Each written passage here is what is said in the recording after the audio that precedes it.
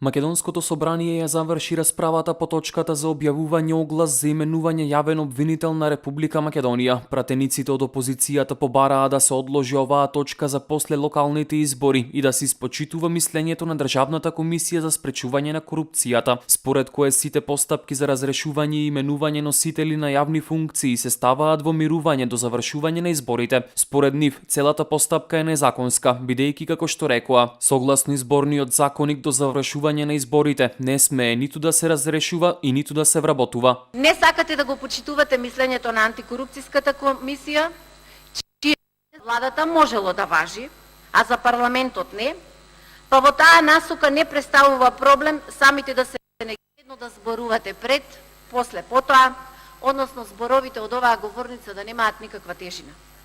Се може да се каже, меѓутоа народот веќе ве препознава. Ги препознава лажните реформи кои туваат само на незаконски действија и ништо повеќе. Зошто парламентот, односно поточно парламентарното мнозинство, апсолутно го игнорира законот во Република Македонија.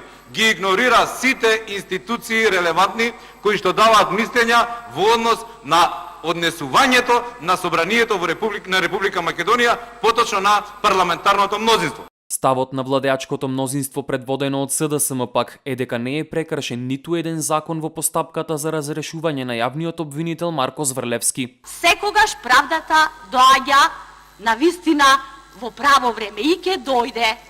Ќе дојде. Немојте да се секирате воопшто за тоа дали ние овдека го кршиме законот и уставот. Не е точно тоа, вие тоа го знаете.